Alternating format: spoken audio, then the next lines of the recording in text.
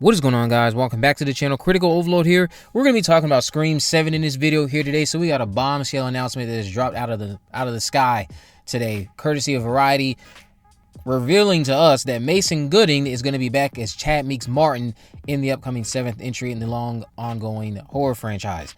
It says here Mason Gooding will be back for more Scream. Sources tell me that the actor will reprise his role, Chad Meeks Martin, for the 7th installment of the horror franchise. Jasmine Savoy Brown, who plays Chad's sister Mindy, has not officially signed on yet. Before I go any further, I do find that wording about Jasmine to be quite interesting, considering some of the things that I've been hearing over the past several months related to Jasmine. Then she recently denounced coming back for the film, so it's like, are we gonna get a Jasmine announcement sooner rather than later too? We'll just have to wait and see. It says news of Gooding's return comes after the film weathered production delays, creative overhauls, and cast shakeups. Back in March, Gooding addressed the hiccups. He said, if it could make money, I guarantee you they're making it. It's all about keeping up with what feels like is the best movie for the fans. Scream doesn't exist without the people who enjoy it as much as they do. If people want it, they will certainly try their best to see it happen. Now, the obvious immediate question is, what does Chad have to do with Sidney Prescott?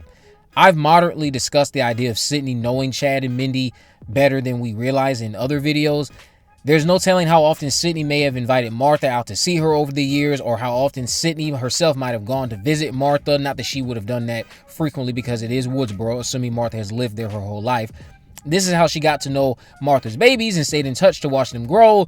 I doubt they have a very close relationship, but it wouldn't be too far-fetched to at least for Sidney to know who they are and at least have met them once or twice.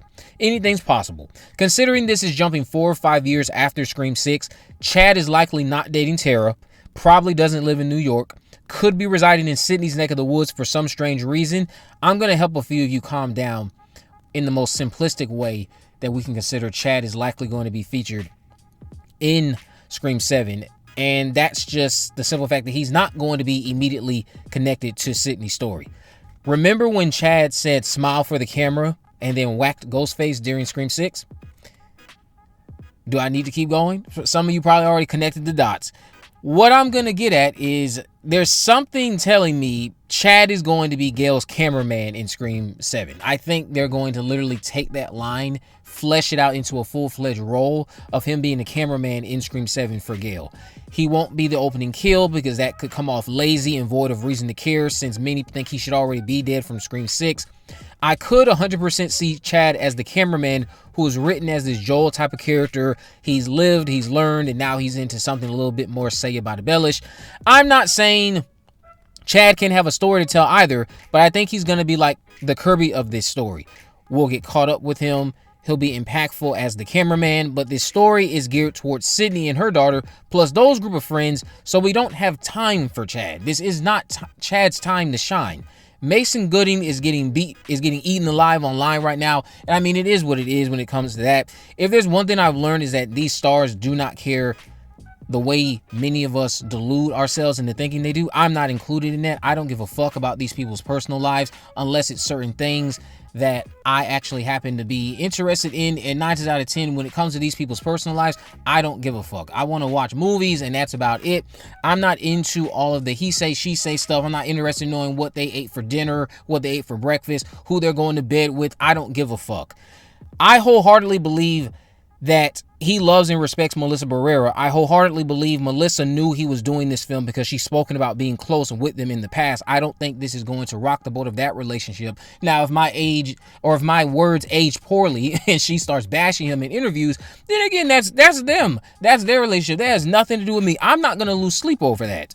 Melissa understands the nature of this business, and I don't think she's an unreasonable person, like I've stated numerous times in the past. What I'm getting at is he likely does not care that folks are mad at him. These stars appreciate our support, but they aren't going to engage with us in the parasocial ways a lot of us folks engage with them. And maybe, just maybe, if we stop pedestalizing these celebrities, when shit like this comes out, it wouldn't be such a heartbreak. It wouldn't send you into cardiac arrest. It wouldn't get you so up in arms that you feel like you need to end it all. It's just like, let's take a chill pill. Let's take a chill pill. I can understand the anger towards him to some degree, but not completely. Again, I just can't find myself to be this invested in the life of a celebrity. I just can't. I obviously have my crushes. Those of you who watch me and listen to me, you know how I feel about Hayden Panettiere. I think she's one of the most beautiful women I've ever seen. But I am not into what did Hayden have for lunch? What did Hayden have for breakfast? Oh, what convention is Hayden going to be at? Oh, what does Hayden believe in? I don't care. I don't care. I'm sorry this hurts so many people. Hopefully you can get over this. But it is what it is. Mason Gooding just got done doing Y2K, which was a flop. He doesn't seem to have many big projects coming up. He does have films lined up, and there's no telling how big or small they might end up being when it comes to the box office and the reception. But like I always keep stating in some of these recent videos, Hollywood is drying up. The opportunities are becoming slim pickings. These people are going to work.